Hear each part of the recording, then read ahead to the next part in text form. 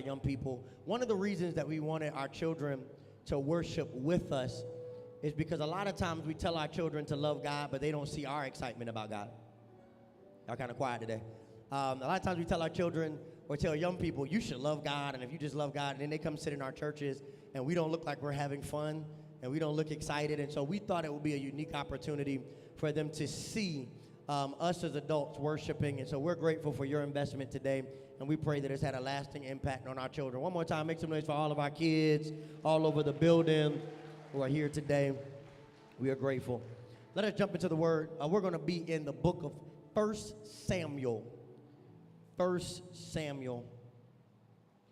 And I'm going to be in the New Living Translation today. 1 Samuel 16. 1 Samuel 16. We care about y'all, so we're going to try to cool the building off. So y'all focus, okay? 1 Samuel 16, and I'm going to just start at verse 1. 1 Samuel 16, verse 1. Everybody say verse 1. All right. Reads like this. Now the Lord said to Samuel. Everybody say said. And the Lord said to Samuel, you have mourned long enough for Saul. I've rejected him as king of Israel. So fill your flask with olive oil and go to Bethlehem. Find a man named Jesse who lives there. Here it is. For I have selected one of his sons to be my king. Everybody just turn to your neighbor and say, I'm a king. And if you're a woman, don't say that. Say, I'm a queen. I'm a queen. All right. All right. Let's go to verse 6. Let's go to verse 6. We're going to jump around David's story a little bit today. Let's go to verse 6. And it says, when they arrived, Samuel took one look at Eliab and thought, surely this is the Lord's anointed. But the Lord said to Samuel, don't judge by his appearance or by his height. All the short people make some noise real quick. God called us to. Amen, somebody. For I have rejected him. The Lord doesn't see things the way that you see them. People judge by outward appearance, but the Lord looks at the heart. Then Jesse told his son Abinadab to step forward and walk in front of Samuel. But Samuel said, this is not the one the Lord has chosen. Next, Jesse summoned Shemiah. But Samuel said, neither is this the one the Lord has chosen. And in the same way, all 7 of Jesse's sons were presented to Samuel. But Samuel said to Jesse, the Lord has not chosen any of these. Then Samuel asked, are all the sons that you have? I love the fact, let me pause real quick, that whenever we talk about David, we talk about him becoming a king. But we never sometimes deal with the fact of his journey to becoming a king. You can bring me down just a little bit, John. We never talk about the fact that he didn't just become a king overnight. And sometimes we have a tendency in life to look at the end but not look at the beginning. Sometimes we have a tendency to see somebody's exit or see somebody's climax or see somebody's success, and then we assume that they got there overnight. I love people who want to be professional athletes because they love what they see, but they don't know the work that goes into it. I love people who want to be successful entrepreneurs. They love what they see, but they don't know the work that goes into it. I love people who say, I want to do this and I want to become that, but the story of it is many times we focus so much on the end, but we don't know what they had to do in the beginning. I love David's story because he has so many successful moments. He has so many highlights. He has so many highlights. But the reality of it is his highlights came with a story. They came with the process. They came with the journey. And here we see David. We see him in the beginning of his journey. We see him in the beginning of his process. And Samuel says to him, do you have any more sons? And David is not even thought of. His father forgot about him. Anybody like been forgotten somewhere before? Like just let me it shouldn't be a lot of us. I pray that we won't got to call CPS on too many people today. But there's some of us been forgotten somewhere before. Like I remember one time my dad took me to the ball field. My dad was a softball player. Any softball players? Let me see your hand real quick. All right. My dad was a decent softball player, and my dad was hitting. And one day, something interesting happened. He went home without me. Now my mama was real saved, but that day she put her Christianity on the side just for a minute. She said, "Where is my son?" He said, "Oh, Lord, I forgot that boy at the ballpark. That boy was over there playing basketball. Oh, Lord, let me go back and get him. Oh, Lord. Forgot me." And some of us feel the same way about our Father God. We feel like, God, it seems like you have forgotten me. It seems like I'm the last one being picked. It seems like I'm the last option. Here's what happened to David, but it's not by God, it's by his physical father. He said it couldn't possibly be David. Like the likelihood that it would be David is so slim. Can I tell you why? Because in biblical times, if you were the youngest sibling, really you had no rights and you had no voice and you were just expected to be nothing. Everything was given based on seniority of age and preference. And so you got to recognize David was an unlikely option. Here's what he said. He said, are all the sons that you have? And he said, there is still the youngest. Jesse replied, but he's out in the fields watching the sheep and goats. Send for him at once, Samuel said. We will not sit down to eat until he arrives. So Jesse sent for him. He was dark and handsome. He was dark and handsome. I feel an anointing coming over the room today. The Lord told me prophetically to tell 20 of you, you're dark and handsome is on the plan. Don't believe that. That is a joke. Cut that out the video. Amen. Not a prophetic word. He said, send for him. He's dark and handsome. So he shows up. And what do you all think happens next? David is the one. It said that the Lord said, this is the one. I want to preach from this title today. Everybody say, I am the one. Say it a little bit louder. Say, I am the one. And I love what happens in verse 13, and then we're going to move.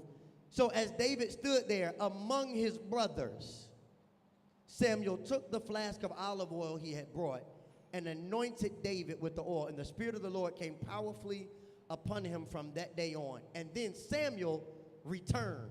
Everybody say return. Two interesting things that are happening here. First of all, it says he's anointed in front of all of his older brothers who were just told they were rejected.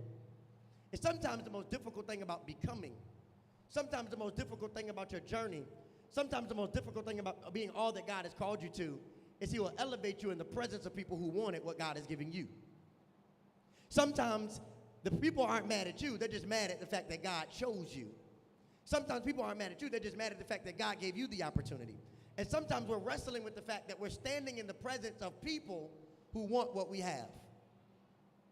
Anybody struggle with sharing? Anybody struggle with sharing? Some of y'all are adults. Don't try. This is not a kid sermon. No, adults like, oh, they must be talking to the kids. It's National Youth Day. No, some of y'all adults don't like sharing either. I never understood this. All the husbands make some noise with me. All my husbands make some noise real quick. All my husbands make some noise real quick. All right, thank y'all so much. It amazes me. I don't know if any of y'all ever dealt with this, but just me. He said, yep, already. Don't even know what I said. I love it. Support. Me and Ashley will go to restaurants, and I will order a strawberry daiquiri. I will order sweet tea. I will order a soda. Ashley will order a water. Somebody knows where I'm going. And then she will say, can I have some?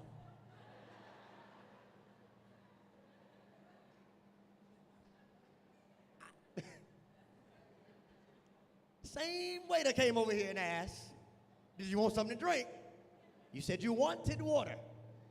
I love, somebody said preach. I love how sometimes I'll order a food and she will strategically order the opposite of what I order. Because in her heart, she assumes that my spirit is going to want to share with her. I just, I didn't order that because, I just knew I was going to eat off of yours. Did the Lord tell you that? Because that wasn't what was in my heart when I ordered it. It's amazing how often people do the same thing to us. Now, husbands, share with your wives, because don't let me get you in trouble when you go home. But I love the fact that when God gives us something, we pray about it. We work for it. We see God through the process. We see God through the journey. And then people get mad at us because God gave us something that they didn't put in the work for and that they didn't pray for and that their heart wasn't right. Look at what Samuel is told by God. He said, I'm not picking people on height. I'm not picking people on age. I'm not picking people based on when they were born. I'm picking people based on their heart. I'm picking people based on what's inside here. And it's such a tragedy that many of us are fighting environments where people want what God has given us. How do we deal with that process? How do we deal with the fact that some of the family members in our lives won't believe in our destiny? How do we deal with the fact that his father forgot about him, that his brothers didn't think he was qualified? But then not just them, Samuel is the church guy.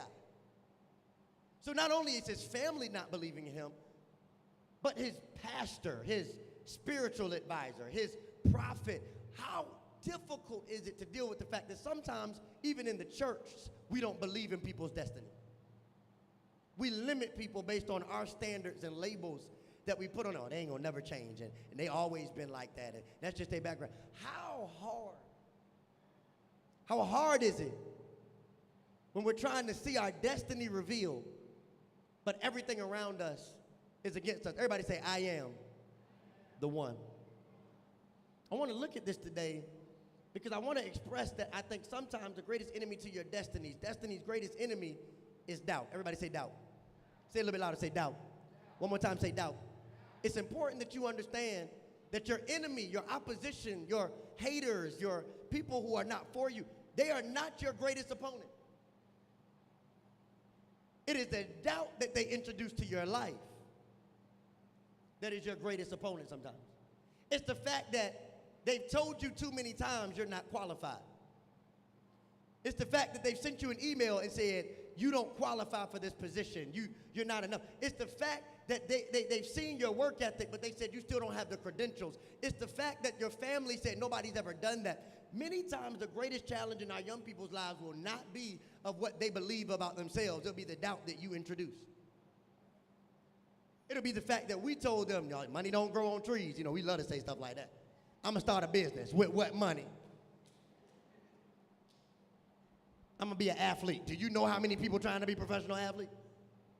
We are the first ones to introduce doubt.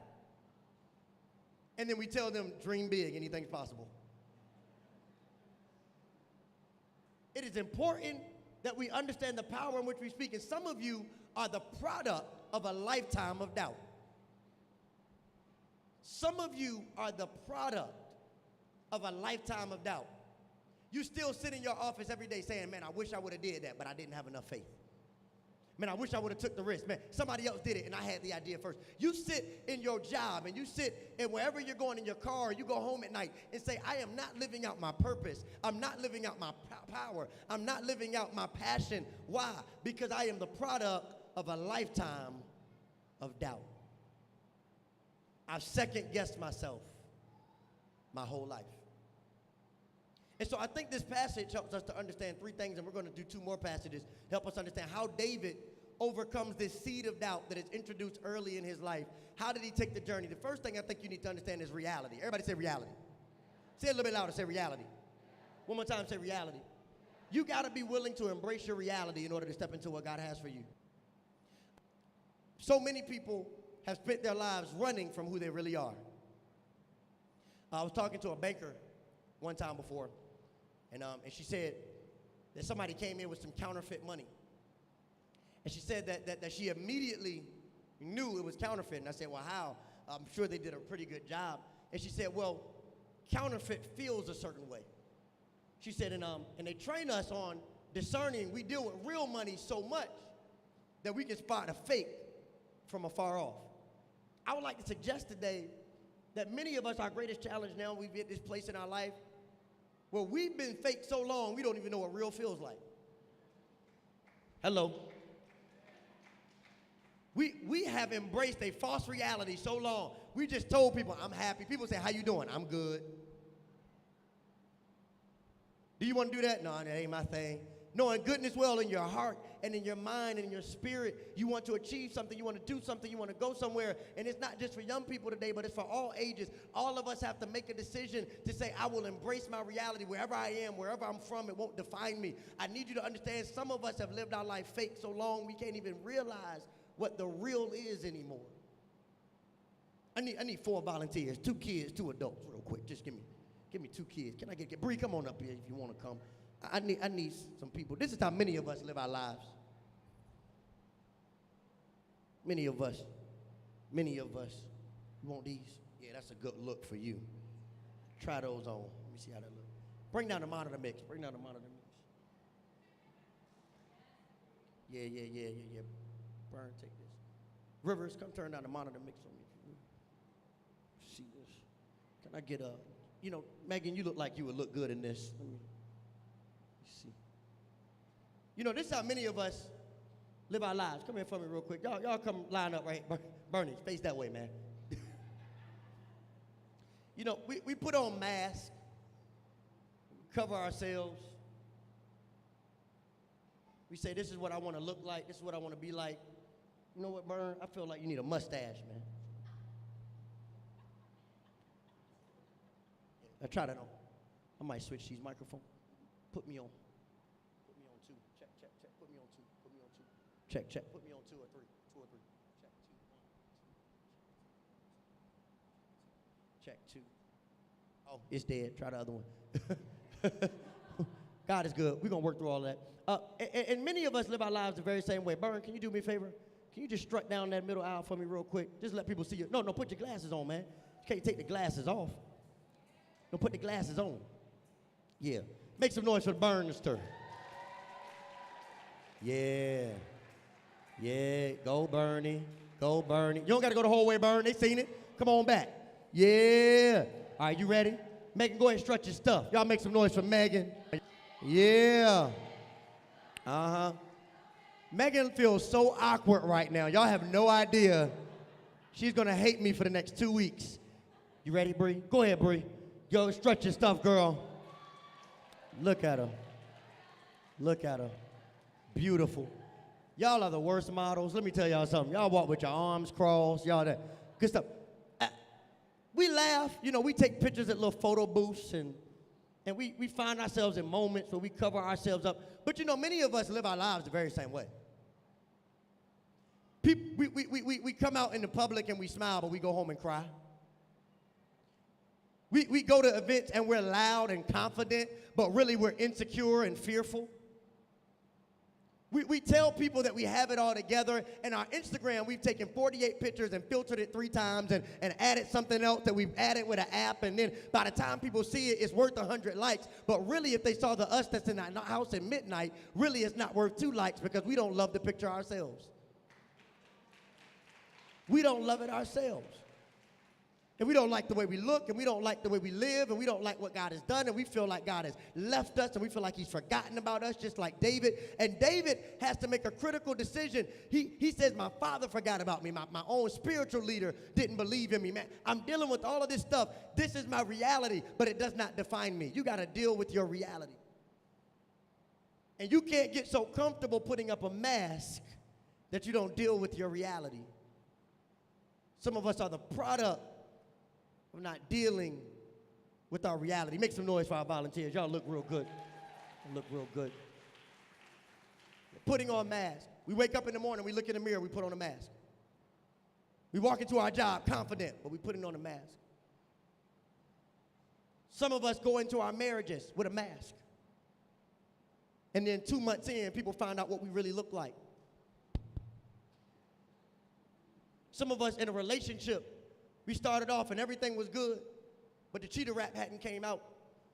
They didn't start eating Doritos. Come on, some of y'all know got the cheetah wrap at home. Don't play.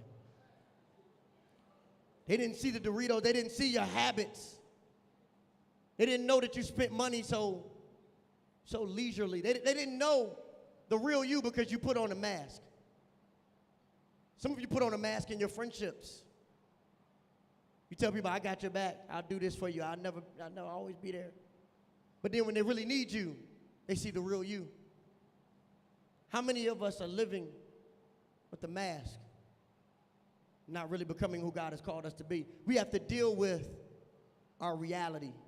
David deals with this reality. He says, I don't care what they did. I don't care the fact that they didn't believe in me. He embraces the power that God gives him.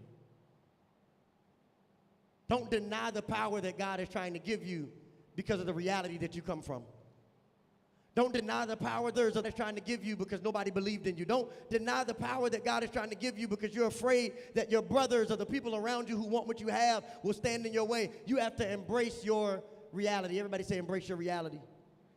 Here's the second thing, though. You got to honor your reputation. Everybody say reputation. It's going to be interesting. We are the culture now more than ever where we feel like our reputation doesn't matter. Like we can post whatever we want. Snapchat, like it's inaccessible. We live our lives and we do one thing to one people over here, but then we think, oh, that's not going to connect to over here. And we don't value reputation anymore. You know, we were the culture. My generation was the generation that started getting the only God can judge me tattoos. Come on, anybody witness? You know, everybody was getting them joints, praying hands, only God can judge me. No, your boss can too. It's called employment. They make a judgment decision. And here it is, so often we are wrestling with the fact that we have the us that we really are and the us that we're trying, that people think we are, and we got to deal with what reputation is. I want to go to verse 14. Go back to 1 Samuel 16 for me. I think David shows us something very significant. Verse 14, look at what happens. Now the Spirit of the Lord had left Saul, and the Lord sent a tormenting spirit that filled him with depression and fear. Some of Saul's servants said to him, a tormenting spirit of God is troubling you. It's troubling you. Let us find a good musician to play the harp, and whenever the spirit troubles you, he will play soothing music, and you will soon be well. All right, Saul said. But he didn't know anybody. Find me someone who plays well and bring him here. One of the servants said to Saul, one of Jesse's sons, everybody say one, is a talented harp player. And not only that, but he said, but he is brave and he is courageous and he's a warrior and a man of war and has good judgment. And he is also, man, they be talking about David good. Y'all ain't never read the Bible for real, for real. It said, and he also is a fine looking young man. And the Lord is with him. Come on, how many people want a brave, courageous, come on, harp playing? I just need a courageous harp playing, man. Some of y'all need to post that on your Instagram. This is what I'm looking for. Brave, courageous, harp playing. Find somebody. He said, he has good judgment. He makes good decisions. How many of y'all, if the thing standing in the way between your future and your purpose, and the thing standing in between where you are and where you're going, your destiny ain't right now, what if what was standing in the way was people don't think you make good decisions? Can y'all hear me today? What would it mean if the thing standing in the way of your destiny, the thing that was standing in the way of you walking into your purpose and your power is not what you look like, it's the fact that you don't have good judgment. It's the fact that people have seen the way you spend your money. Why I'm going to put you in a position to spend mine? It's the fact that I've seen the way you treat people. I've seen what you post. I've seen how you represent yourself. David gets invited to the palace. Look at this. Saul sent messengers to Jesse and said, send me your son David. David did not get to the palace because he met Saul. David got to the palace because of his reputation. What some other people said about him. Young people, old people, I don't care your age today. Some of us, the thing standing in between where we are and where God is trying to take us, our destiny is waiting, but we have not valued our reputation enough. We don't care what people think about us. I don't care what they think about me. I'm grown. You know, we love to be grown. I'm an adult. That's their life. This is my life. But it's sometimes we have to understand if the kingdom is going to be represented in our lives, we have to value the reputation that we carry. Rod, I remember you in college, Rod. You had a great reputation for being the best basketball player in the murals. Now, I would pick you on my team now, assuming that you were still that good. I don't know, but your reputation precedes you. It used to be real good, seriously, though. It's amazing how many times we'll make decisions on reputation. We'll give to people based on reputation. We'll follow people based on reputation. God is waiting for some of us to develop the reputation that qualifies us for the next level. He said, you don't value your reputation enough. You don't care how you treat people, but then you want God to elevate you. You don't care how you speak. You don't care what you post. You don't care about your attitude. You don't care about the teachers that you disrespect. You don't care about the coaches that you won't listen to. You don't care about your reputation. But then you want me to take you to the palace. He goes to the palace because of what? Reputation. But here's the last thing. Here's the last thing you got to value. You got to value risk. Everybody say risk. Say it one more time. Say risk. I love this quote that I came in contact with one of my mentors some time ago. He said, you'll miss 100% of the shots you don't take. You'll miss 100% of the shots you don't take. Some of us will develop a great reputation, and then the opportunity will present itself for us to elevate. The opportunity will present itself for us to become a champion, and the thing that's going to stand in our way is that we won't even take the shot. You know, I played basketball in high school, and I was decent, you know. But there was one thing that I did not want to do. I did not want to take the last shot. There weren't going to be no problems with me. Ron, give me the ball, but I assure you, by the time the clock starts running down, somebody else going to have the ball in their hands. Now, Carlton, on the other hand, Carlton, wave your hand. Carlton will take the last shot. Whether he's hitting or not, he's going to shoot it. Mr. Pitts will take the last shot. Damo will take the last shot. Damo don't care if he missed every shot up until that point. He's going to take the shot. Not my ministry. And you know what? I never got player of the year, and I never got MVP, and I never was, you know, a great standout because I just wasn't willing to take the shot. I wonder how many of us are missing out on God's blessings and God's manifestation in our lives, not because he hasn't put an opportunity in front of us, but we're afraid to take the shot. We're afraid to take the risk, to take the jump, to go forward, to go do it. And look at what David does. Let's go to 1 Samuel 17 real quick, last passage. I want to make sure you understand this because David is in an interesting position. He finds out that, okay, my reputation has qualified me for this place, and I'm dealing with my reality. It won't stop me from continuing to move forward. Verse 32, chapter 17, David said, don't worry about this Philistine, he told Saul. I'll go fight him. Don't be ridiculous, Saul replied. There's no way you can fight this Philistine. You're only a boy. You're young. And he's been a man of war since his youth. But David persisted.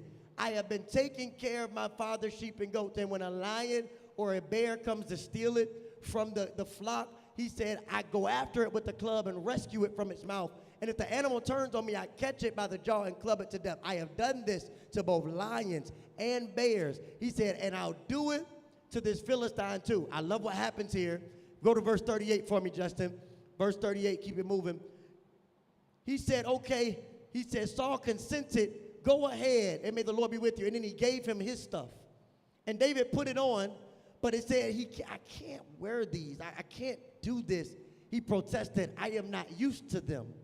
And so he said, he took them off and picked up 5 smooth stones from a stream. And then armed with only his shepherd's staff, he started across the field. Just do a Bible test real quick. How many stones did it take David to beat Goliath? 1 stone. 1 stone. He picked up 5, but it only took him 1.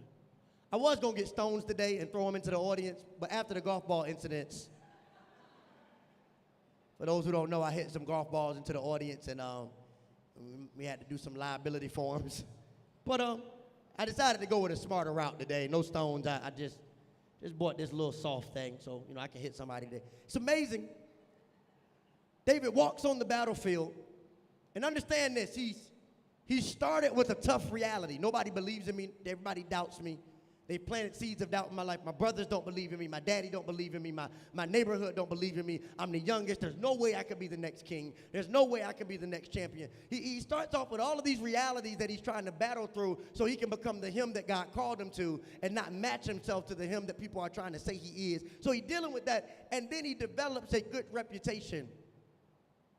And his reputation qualifies him to get access to some stuff and to elevate in his life. But then he has this unique opportunity. An opportunity that everybody else is scared to take advantage of. An opportunity that everybody else is afraid to move forward. An opportunity where everybody else is saying, man, I just don't know. And everybody else is scared, but David says, I'll take the risk. And he grabs a stone. And we all know the story. Trey throws it at Goliath. Trey, can you just stand up right here for me real quick? Just come right there to the middle. And the story tells us that David never had to get close to Goliath. Goliath was talking smack, and David only says one thing. Yeah, I'm gonna hit you. Spoiler alert. So David, I'm gonna try to hit you anyway. Hopefully I don't hit somebody behind you.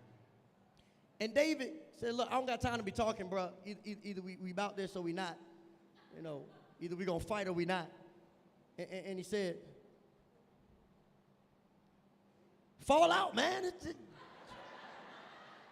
Goliath ain't just staying there. You know what I'm saying? Like, throw me that back. He launches it at him, and he kills Goliath. But it only took him one stone. It only took him one stone. It only took him one stone.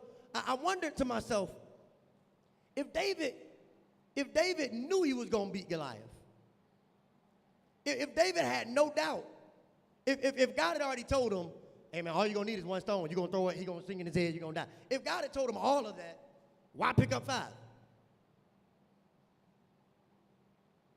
Why?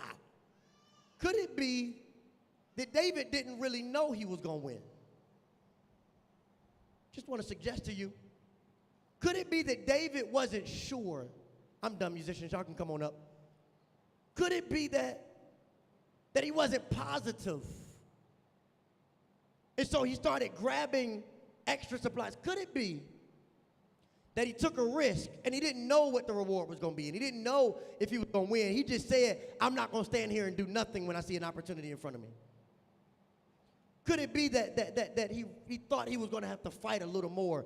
And sometimes I think the thing that we have to understand, no matter whether we're in our youth or whether we're in our adult years, is that sometimes when we approach the battle, we don't know what God is going to do. And sometimes we don't know if we're going to have victory every time. And sometimes we walk in fear. And sometimes we walk and say, God, I don't know if this is possible. But you got to take the shot.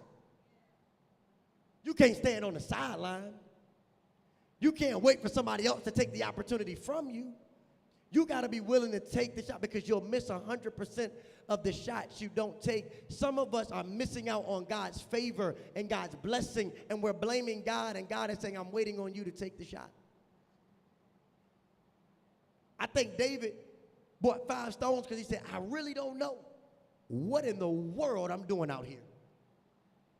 He's more experienced. He's done this more than me. The likelihood of me winning is slim, but God has my back. How many of us are missing out on becoming the champion that God has called us to be because we won't take the shot?